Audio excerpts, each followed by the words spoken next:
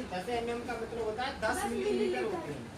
आप लोगों से कोई पूछ ले कि 1 सेंटीमीटर में कितने mm होते हैं, 10 mm होते हैं। और जैसे आपको नहीं समझ में आ रहा तो स्केल पैमाने से समझ लो। ये आपका मान लो कि स्केल पैमाना है और इस पे देखो ये एक बड़ी लाइन होती है और इसके बीच में ये 10 क्या होते हैं, डॉट होते हैं कि नहीं। जैसे ये पहला 1 हो गया, ये 2 हो गया, 1 से 2 तक जाएंगे तो इसके बीच में कितनी लाइन छोटी होती है, 10 होती है कि नहीं होती है। Yes sir. ये कभी आपने गिन के देखे ना, 10 होती है उनके बीच में। स्केल है किसी के पास? यस स्केल ना देखो, मैं स्केल से बताता हूँ। सर ये आपका फोन चला रहा है। चलाने के वो से परमिशन दे रखी है। लादेश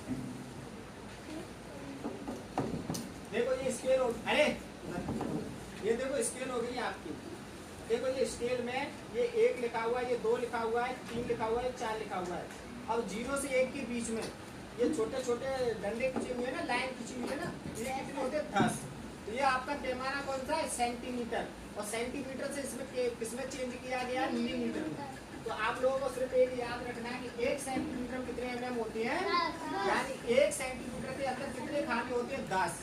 और 1 मीटर में कितने सेंटीमीटर के खाने होते हैं, 100। ऐसे ही आपको 1 किलोमीटर में कितने खाने होते हैं, 1000। तो बस आपको ये क्रम से याद रखना है। सबसे छोटी सबसे छोटी मिलीमीटर, उससे बड़ी सेंटीमीटर, उससे बड़ी और उससे बड़ी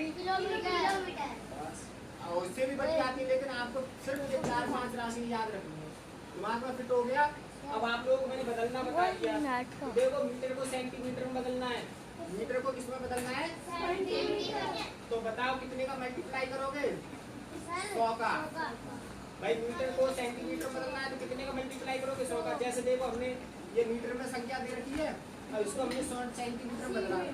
3 जीरो तो ऑलरेडी पहले से है और हमने इसमें 100 का क्या कर दिया, गुणा कर दिया ना। तो ये किसमें बदल गई आपकी संख्या, 1 लाख बदलेगी ना, नहीं सेंटीमीटर में। 1 लाख को हम 10 की घात